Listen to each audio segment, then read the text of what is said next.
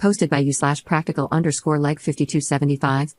I'm posting this on a throwaway account because my husband knows my main account and I feel bad about bringing our problems to the internet, but I don't have anyone else I can turn to about this without risking things getting worse. I don't even know where to start with this. For some context, my husband, 38M, and I, 42F, have been together for nearly 16 years and married for 10. We met while he was passing through the city I lived in at the time for work-related reasons. After keeping in touch over the phone for a long while, and after multiple hints and signs from me, he confessed his love for me, and we've been together ever since. He moved in with me after 3 years and settled in well. My family loves him, and he managed to land a good job as a high school history teacher at a nearby school. Throughout our entire relationship, he has been very loving and nurturing, always taking my feelings into consideration and going out of his way to keep us both happy. He is incredibly sweet, and even after 16 years, my love for him hasn't faltered at all. With that being said, it's a big reason why his recent behavior has completely blindsided me, and I have no idea what to do. We had our first child, who I'll call Dawn for now, almost 5 years ago. My pregnancy was incredibly smooth and easygoing, and all throughout, my husband was even more gentle and loving toward me. It made me feel incredibly lucky to be starting a family with him. There were some complications during the birth, but overall, it was a wonderful experience, and we were overjoyed to finally have our daughter. For the first month or so, my husband was adamant that I let him do all the heavy lifting so I could focus solely on myself and Dawn. During this time, he took care of nearly all the house chores, with my parents and sister often stopping by to help with Dawn and other tasks, and made sure to spend time with Dawn whenever I needed a break. Once we both returned to work, he called my parents during his lunch break to check in. During Dawn's later infancy and early baby years, he eased up a bit on his checking in, but by no means did he give her less attention. Over time, though, I noticed that he was gradually spending less and less time with Dawn and seemed to be focusing more on work. I love Dawn with all my heart and am incredibly grateful she is in our lives, but I'd be lying if I said she was an easy child.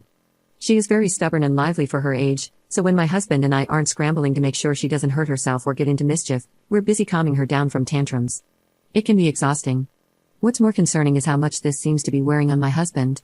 Nowadays, he's less motivated and energetic than he used to be. He's still sweet to me, but he's starting to pull away from me and Dawn. Our life in the bedroom has become completely non-existent. The most upsetting thing I've noticed recently, though, is how distant he's become with Dawn. The other day, during breakfast, she was excitedly trying to tell him about a show she'd been watching. He just put his cereal in the fridge and walked away. The look on Dawn's face when she asked me why he was ignoring her completely broke my heart. Another issue is how little he's doing to help with Dawn. Every morning, I wake up early to get her dressed and fed for the day, drive her to school, and pick her up later. I take her to every doctor appointment, dentist visit, play date, and school event. It feels like the only time my husband spends with Dawn is after she gets home from school and when he makes dinner. This has led to many arguments where I ask him why he doesn't put more effort into his relationship with Dawn. He always gets defensive and never gives me a clear answer. What prompted me to post here was an argument we had earlier this week. I was about to take Dawn to the babysitter since no one would be home to care for her. I honestly can't remember how it started, but it quickly escalated.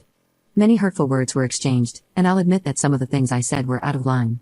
He started ranting about how much he's done for our family and how hard this is for him. I interrupted, asking how it could be so hard for him when I'm the one doing everything related to Dawn. He snapped, saying that if it weren't for her, things wouldn't be this hard. After he said that, we both went quiet. I probably would have torn into him, but I was too shocked. He suddenly decided he needed to go for a walk to clear his head. I've been completely shaken since that argument. I thought he was happy and just going through a rough time. After that comment, though, I've been rethinking every aspect of our relationship since Dawn was born. I feel heartbroken and numb. I don't know where to go from here. My husband and I have hardly spoken since the fight, and honestly, I don't even know what I'd say. At this point, I'm drained. I love him very much, but if he doesn't start getting his act together, I'm not sure I can handle this much longer. What can I do? I can't imagine my future without him, and I don't want a divorce, but I'm stressed, exhausted, and trying not to cry myself to sleep tonight thinking about it. Update 2 days later. A lot has happened since I last posted, and honestly, I don't know where to begin. I guess I should start by saying that my husband and I are going to couples counseling, and I'm very optimistic about things returning to the way they were before everything started to boil over. I want to take a moment to thank everyone who commented and helped me understand what he and I are going through and how to navigate it. Someone even recommended an episode from a podcast that helped me a lot. I didn't expect this post to get so much attention, but I'm very grateful for everyone who left helpful and insightful advice. That being said, this update is going to be long, so apologies in advance. When I originally posted, the argument that sparked it had happened almost a week prior. Now, it has been a little over a week since that argument. The day after I posted, I decided to look into therapy and counseling for both my husband and me, as well as play therapist for Dawn. Some people suggested that her dysfunction wasn't normal and that she might be going through something, either related or unrelated to my husband's and my behavior. I spent the entire day making a list of what I needed and wanted to bring up during the talk I planned to have with my husband later that day.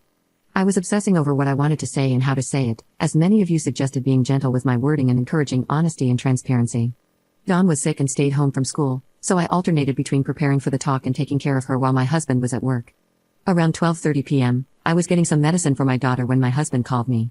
I answered, and he asked how my day was going and if there was anything I needed him to do after work or when he got home. I was a little surprised since he hadn't called me during his lunch break in a long time, and I might have been imagining it, but it sounded like he'd been crying because his voice was raspy and quiet. We talked throughout his lunch break. I didn't bring anything up because I wanted to save the actual talk for when we were in person, and eventually, he had to go and hung up. I'll be honest, it made me worried. While he used to call me like this all the time before Dawn was born, it had been a long time, and I was overthinking why he'd call me now. I think Dawn realized I was troubled because of her father. When I came back to her, she asked who I was talking to. When I told her, she asked in a quiet, sad voice if I was upset because Papa was ignoring me too. Now, I'm a very resilient woman, especially when it comes to putting on a brave face for my daughter.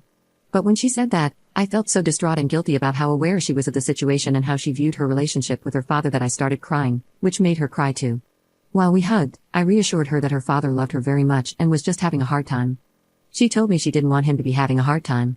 I took the opportunity to ask her if she was having a hard time. She admitted she was sad because she thought Papa didn't love her and wanted him to be happy again. We cuddled on her bed, and eventually, I fell asleep comforting her. When I woke up, the sun had already set. Dawn was still sleeping, and I could hear my husband watching something in our room. After making sure Dawn was tucked in, I went into our room. When my husband noticed me, he paused the show and asked how I slept.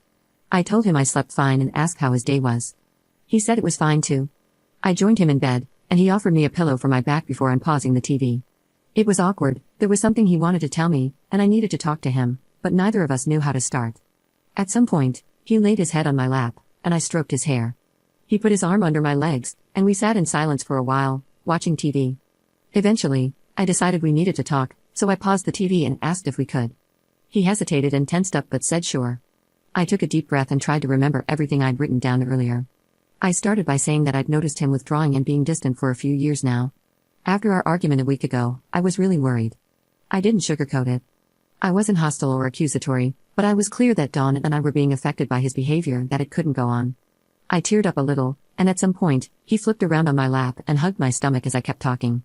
I went on a bit of a rant about how tired I was, how I felt like he wasn't doing enough to help, and how I was worried about him.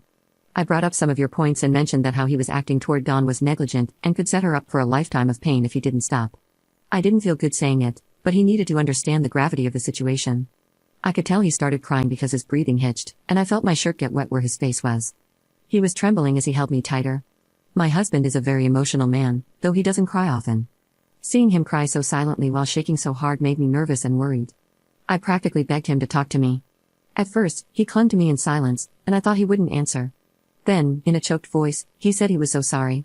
Sitting up, he explained that he'd never wanted to hurt Dawn or me but that everything had been so hard for him lately that he didn't know what to do and had just started clamming up.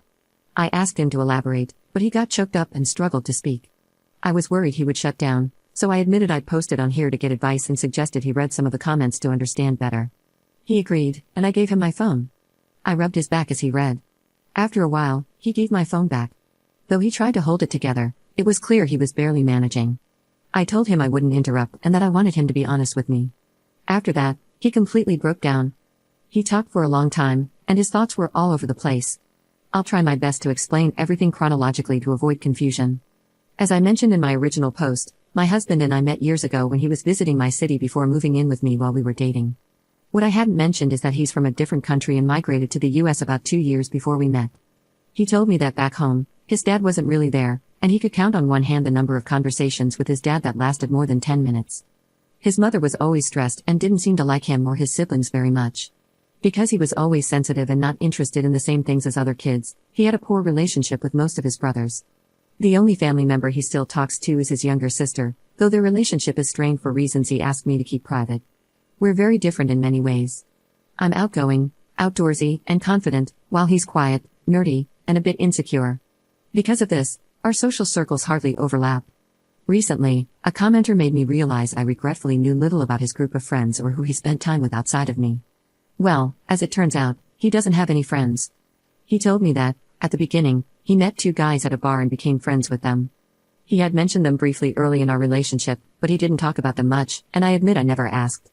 He explained that these friends often planted the idea in his head that I was holding him back and that dating an older woman when he was still young would be something he'd regret later, when he was older and undesirable. He defended me and told them to stop talking about me like that. Despite their comments, he kept hanging out with them because they were his only friends, and when they weren't badmouthing me, they were fun to be around. However, after he got a job and we got married, they started contacting him less. When they did meet up again, they brought a female friend and suggested he have fun one last time before tying himself down. This led to a huge fight that nearly became physical until the woman stepped in to separate them. My husband came home that day in a horrible mood. I vaguely remember that day, and when I asked him why he was upset, he claimed he'd gotten into an argument at the grocery store. I didn't believe him even then, but I chose not to press him because he clearly didn't want to talk about it. Since then, he said, he's had an impossible time making new friends.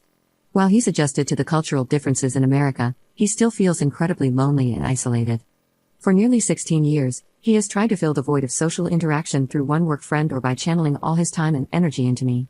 When Dawn was born, he put everything he had into caring for her and me, hardly stopping to relax.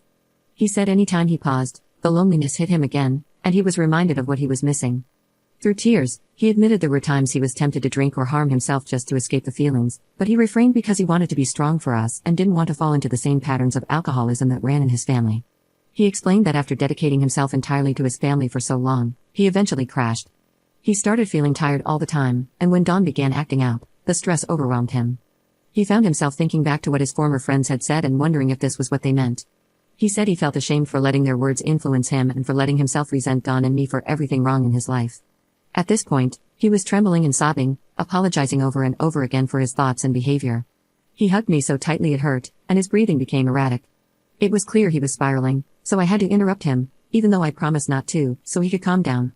At that point, he was stuck in a loop of guilt and regret, apologizing repeatedly. He told me more about the state of his mental health, but it's hard for me to think about without tearing up. I know I shouldn't, but I've been beating myself up for not noticing how much he was struggling.